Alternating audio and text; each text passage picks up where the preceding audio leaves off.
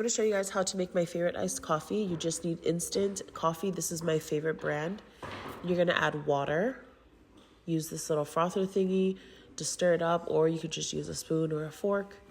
And then I'm going to add some caramel to my mason jar, some ice. You're gonna pour the instant coffee in there. This is my favorite oat milk to use. It's extra creamy. After that, you're going to add whatever flavor creamer you like, just a little splash. Okay, a little more than a splash. You're gonna mix it up, and that's pretty much it. So good. Cheers.